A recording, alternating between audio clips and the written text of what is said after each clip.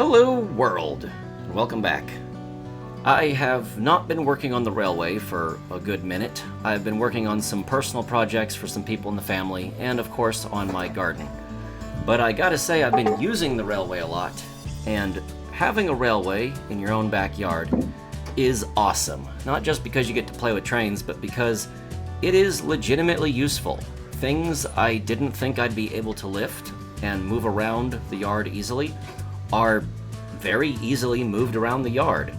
Anywhere near the rail line is a place I know for a fact I'm going to be able to carry a very heavy load very easily. There seems to be no weight limit on this little carriage. It has never gave me any issues, and no matter what I put upon it, I can move it with ease. The same cannot be said for a little red wagon. Those things are very easily bogged down.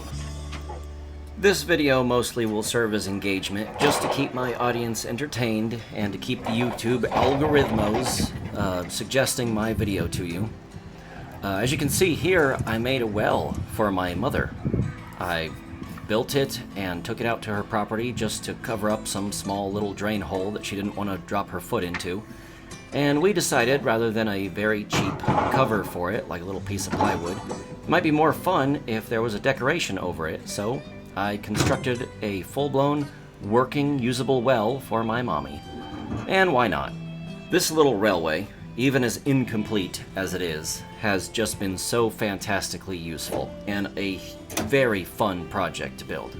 I heavily suggest if you have a farm out there where you have visitors, or if you just have a big enough need to move supplies from one guaranteed location to the other, there would be no harm in grabbing some T-post, especially if you already have it on hand, and building some little cheap railway between one location to the other. It's not just a fun project you could do with your family, but it is legitimately useful.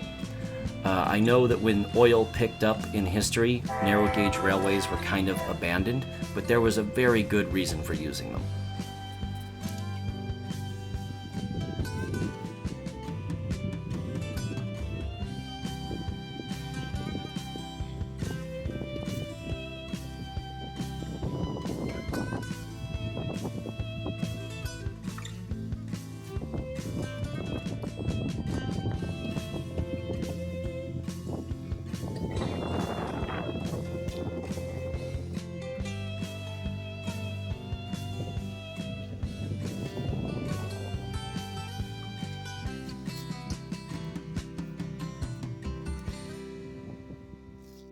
Another project I did was, this year we gardened in just open rows right on the ground, but something I didn't realize about where I lived is just how much building waste and other nonsense is below the soil.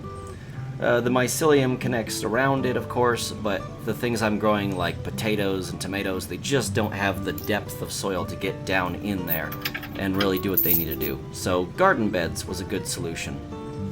Get a good 6 inches of soil raised up, and I figured everything will work a lot better next year. Before that, I needed raw materials.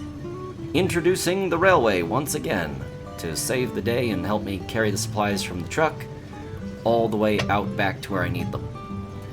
And I gotta say, I wish Menards had a railway, because carrying this stuff all the way through Menards on that little cart was a way bigger pain in the butt than just moving it on this even smaller railway cart.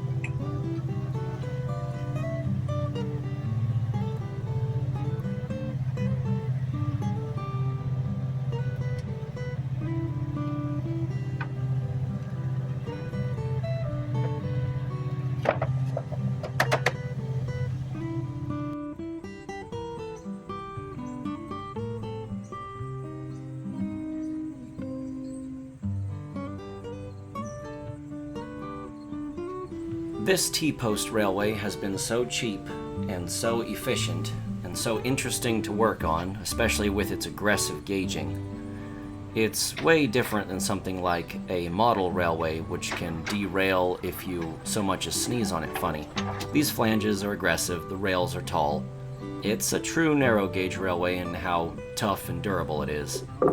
I would love to eventually get some more land and do this on a larger scale, and see how far I could really stretch the 7¼ inch gauge to go all around somewhere, but that's just a dream for now. We'll see if one day I can make it into a reality. For now, I'm just enjoying playing with this little railway and seeing how far I can get it to go.